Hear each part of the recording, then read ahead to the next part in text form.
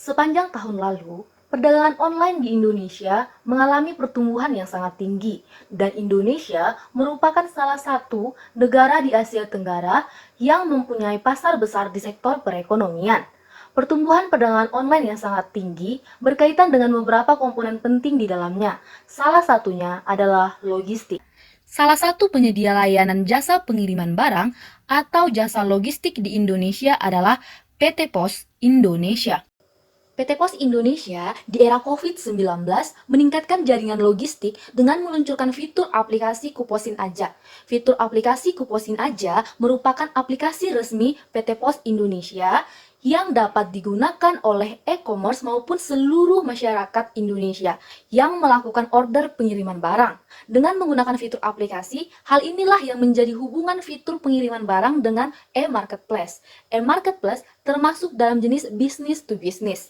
Hal ini disebabkan karena transaksi jual beli yang terjadi dalam marketplace melibatkan hubungan antar penjual bukan langsung pada tangan akhir atau customer. Nah, di sini kami membedakan perusahaan PT Pos Indonesia terhadap perusahaan JNE. Dalam service area, PT Pos Indonesia mampu menjangkau sampai pelosok negeri sehingga memiliki 4.800 kantor pos. Jumlah titik layanan mencapai 58.700 titik dalam bentuk kantor pos, agen pos, mobil postal service dengan 11 kantor regional pusat. Sedangkan perusahaan JNE hanya dapat dijangkau area-area besar dan umumnya untuk area pendalaman sulit dijangkau sehingga memiliki 56 cabang dan 6.000 titik jaringan di seluruh Indonesia dengan jumlah armada sebanyak 2.000 armada.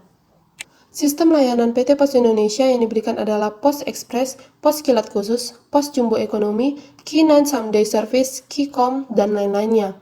Sedangkan perusahaan JNE memberikan sistem layanan regular, OK, JNE Tracking, dan lain-lainnya. Permasalahan yang ada dalam hubungan e-marketplace dan logistik ialah kualitas, biaya, dan waktu. Mitra-mitra dalam perusahaan PT Pos Indonesia merupakan pendukung rantai nilai dari proses bisnis dan dengan adanya kerjasama dengan mitra. Kemitraan perlu dijaga karena ini merupakan bagian dari perspektif sistem resource by view, organisasi yang memandang sumber daya sebagai salah satu sumber keunggulan bersaing perusahaan. Mitra-mitra dalam perusahaan PT Pos Indonesia merupakan pendukung rantai nilai dari proses bisnis dan dengan adanya kerjasama dengan mitra. Kemitraan perlu dijaga karena ini merupakan bagian dari perspektif sistem resource by view, organisasi yang memandang sumber daya sebagai salah satu sumber keunggulan bersaing perusahaan. Yang menjadi permasalahan dalam kemitraan adalah perusahaan harus mampu menginginkan pelayanan yang prima pada konsumen. Dikarenakan pemain penyedia jasa logistik tidak hanya sendirian, perusahaan logistik harus mampu memberikan pelayanan yang lebih baik dari pemain lainnya, khususnya terkait dengan masalah ketepatan waktu, kedistribusian barang, dan tracking mengenai keberadaan barang. Model kemitraan dalam perusahaan PT Pos Indonesia bermitra dengan perusahaan transportasi, perusahaan e-marketplace, agen warehouse, dan perusahaan IT. Bermitra dengan perusahaan transportasi sangat mendukung proses logistik. Transportasi ada udara, darat, dan laut. Hal ini juga akan membuat solusi dengan mempermudah pengiriman barang dari satu lokasi ke lokasi lain, dan dengan hal itu terciptalah ketepatan waktu pada konsumen sehingga adanya kepuasan dalam pelanggan.